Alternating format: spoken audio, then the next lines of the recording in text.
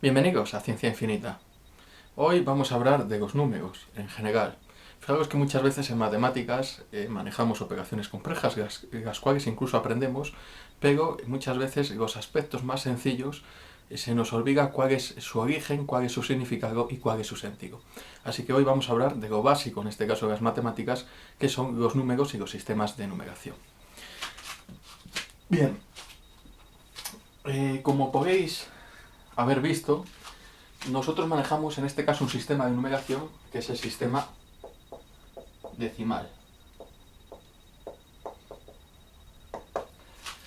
Quiere decir que está constituido por 10 símbolos, ¿vale? Cada uno de esos símbolos representa una cifra distinta, ¿vale? Por lo tanto tendríamos 10 cifras, desde el 0 al 9. ¿Vale? Todos ellos combinados, ¿vale? Y pudiéndose obviamente repetir dentro de un mismo número, me darían las infinitas posibilidades de números, puesto que ningún número va a estar, o en el sistema decimal no existe una limitación en cuanto al número de cifras que contenga un número, ¿vale? Pero, si os fijáis, no solo existe ese sistema de numeración, este es el que nosotros manejamos habitualmente en nuestro día a día. Existen, por ejemplo, otros sistemas, como puede ser el sistema binario, que tiene vigencia y se utiliza hoy en día, que es constituido por dos cifras, 0 y 1. A partir de la combinación de estas cifras, obviamente pudiéndose repetir dentro de un mismo número, tendríamos los infinitos números posibles. Y este, por ejemplo, el sistema de numeración se emplea en la informática, en los ordenadores. ¿Vale? Pero no solo eso, hay sistemas de numeración que han caído en desuso, pero que sí se utilizaron en el pasado por diferentes culturas o civilizaciones, como puede ser el sistema de numeración romano, donde pues ahí teníamos, a partir de elementos,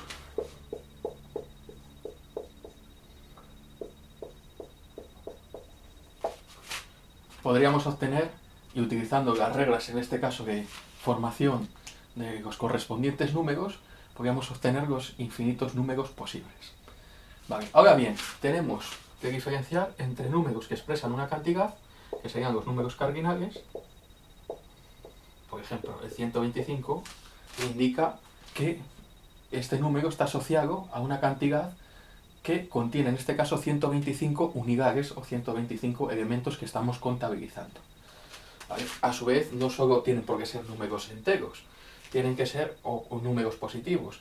Podría ser el menos 12. Ya sabéis que el número negativo aparece cuando nosotros ponemos una frontera, que es el 0, para indicar que estamos por debajo de la nada, ¿vale? Y lo que es positivo significa que estamos por encima de lo que entendemos la nada. Por ejemplo, cuando estamos en un ascensor,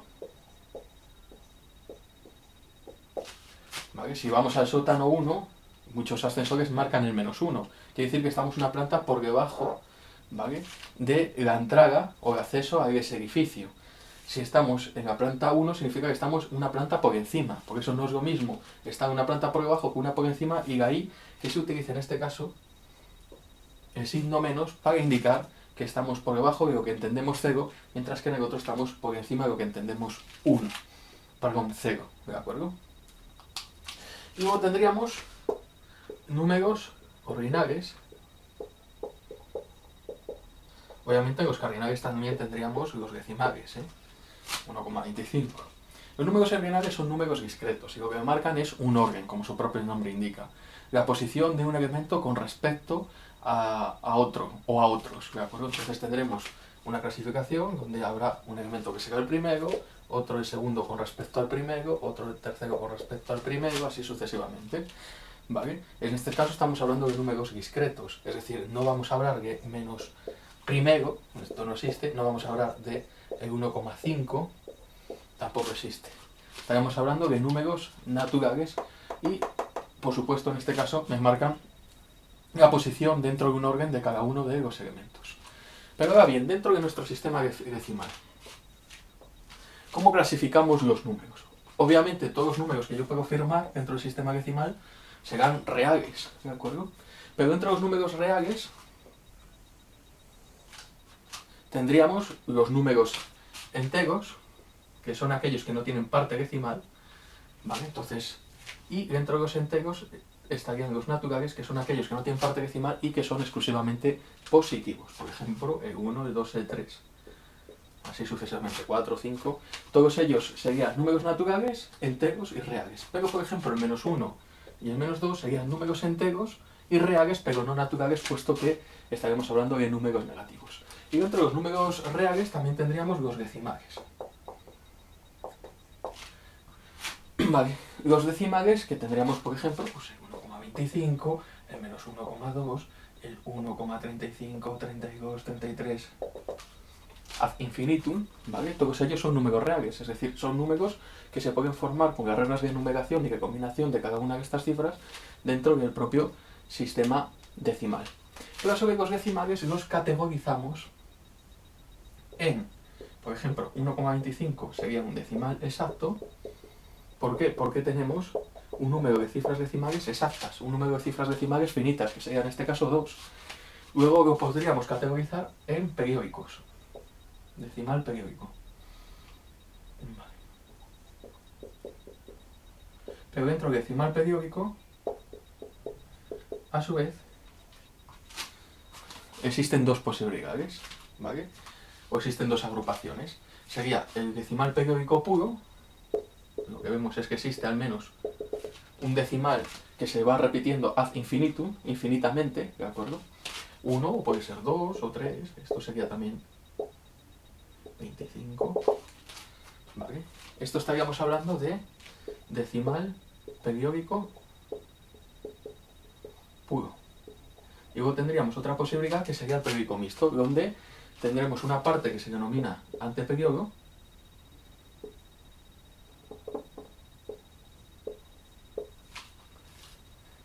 como veis, esta es la parte que se repite, la parte periódica, y la parte de cifras decimales que se encuentra en periodo, la parte periódica es lo que se denomina anteperiodo.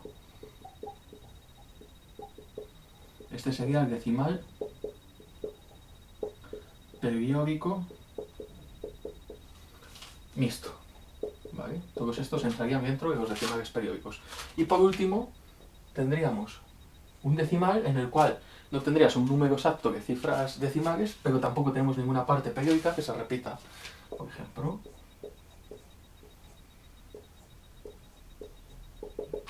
así sucesivamente, este sería un decimal inexacto.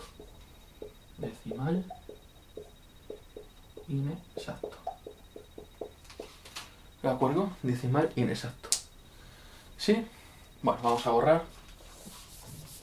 Porque ahora vamos a ver que los números que nosotros podemos formar dentro de nuestro sistema decimal, es decir, todas las posibilidades, se van a agrupar también, o se pueden agrupar en dos tipos. A ver, vamos a borrar. En dos tipos. Vale, entonces, todos los números que se pueden formar dentro de nuestro sistema decimal, es decir, todos los números reales, se pueden agrupar en números racionales y en números irracionales. Vale. Dentro de los racionales, ¿qué números de los que anteriormente o qué tipo de números hemos clasificado entrarían dentro de los racionales? Pues fijaros, los enteros. Claro, cuando digo los enteros quiero decir también los naturales. ¿Vale? Los decimales exactos y los decimales periódicos. Cuando digo periódicos me refiero a los periódicos puros y a los periódicos mixtos. Y los únicos que entrarían dentro de los irracionales serían los decimales inexactos. ¿Esto a qué se debe? Pues que, por definición, número racional es todo aquel que se puede expresar en forma de fracción, mientras que el irracional no se podría expresar en forma de fracción. Si tenemos un número entero, por ejemplo 4, fijaros que esto es lo mismo que 4 partido 1. El 1 se suele omitir cuando hablamos de que en el denominador existe como valor 1, pero esto ya sería expresarlo en forma de fracción. Si queréis expresar una fracción equivalente, es decir, que una fracción equivalente ya sabéis que se obtiene al multiplicar el numerador y el denominador o dividir el numerador y el denominador por la misma cantidad. Entonces tendríamos, por ejemplo, 8 partido 2, que también representa 4, ¿veis? Todos los números enteros y obviamente si hablamos de enteros, si hablamos de naturales también, se pueden representar en forma de fracción. Un decimal exacto, pues fijaos, el 1,25. Esto es lo mismo, ¿no? El denominador ponemos 1, si lo que queremos expresar en forma de fracción de tal manera que el numerador no contenga parte decimal, multiplicamos ambos miembros para obtener una fracción equivalente por 10 tantas veces como nosotros deseamos desplazar la coma para que la parte decimal entre a formar parte de la parte entera. Ya tenemos expresado en forma de fracción. Vamos entonces, por ejemplo, a los periódicos. Bueno, pues si tenemos de los periódicos puros, fijaros, el 1,2 que marcamos anteriormente, este número, n, a mí lo que me interesa es hacerme en este caso la parte decimal para poderlo expresar en forma de fracción. Entonces, si yo multiplico tantas veces por 10, ¿vale? De tal manera que la parte decimal que se repite entra a formar parte de la parte entera, aquí se repite solo una cifra que es el 2, si tuviéramos 1,25, 25, así sucesivamente, pues aquí esta habría que multiplicarlo por 100, porque tendríamos dos cifras que son, en este caso, las que forman la parte periódica. Y luego a este lo que hacemos es sustraerle el número n, como veis queda 9n, y aquí quedaría igual a 11. Si despejamos, 11 partido 9. Con lo cual, este lo podemos expresar como 11 partido 9. Vamos con el periódico, en este caso, mixto, ¿vale? Si yo tengo... ¿Vale? Tengo que deshacerme, obviamente, de la parte decimal para poderlo expresar en forma de fracción. Entonces, al principio lo que hacemos es multiplicar, ¿vale? Tantas veces por 10 como necesitamos desplazar la coma. Aquí necesitamos desplazar la coma de tal manera que entre tanto la parte anteperiódica, que sería el 32, esto sería el anteperiodo, como la cifra decimal, las cifras decimales que forman la parte periódica, que aquí sería 5. Entonces estaríamos hablando de multiplicar por 1000.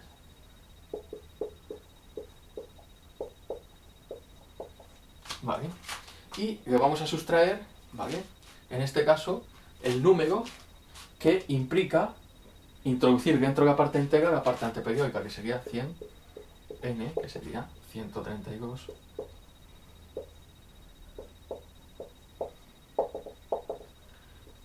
Vale, como veis, aquí quedaría 3, 9, 1 y 1. Y esto sería 900 n. Vale. Con lo cual n sería 1193 partido 900. ¿De acuerdo? ¿Sí? ¿Vale? Vale, pues este número se puede expresar como la fracción 1193 partido 900. ¿Vale? Entonces ya veis que tanto números enteros, decimales exactos y todos periódicos, periódico puro y periódico mixto, se pueden representar en forma de fracción, por eso estamos hablando de números racionales. Los que no hablaríamos de números racionales, sino de números irracionales, serían los decimales inexactos. Bueno, pues con esto, pues doy por finalizada esta lección, que sería en este caso lo que contemplaría los números, en definitiva cuál es su significado y su clasificación dentro del sistema numérico decimal, y nos vemos por lo tanto en la siguiente clase, en la siguiente lección. Ya sabéis, si os gusta, darle a me gusta y seguirnos a través del canal Ciencia Infinita. Podéis visitar nuestra página de Facebook Ciencia Infinita, incluso allí proponer alguna duda. Generaré en breve un grupo donde podáis debatir entre vosotros, ayudaros unos a otros y de vez en cuando yo tenga tiempo también, resolveros algunas dudas. ¿De acuerdo? Vale, pues sin más, me despido y nos vemos en la siguiente clase. Chao.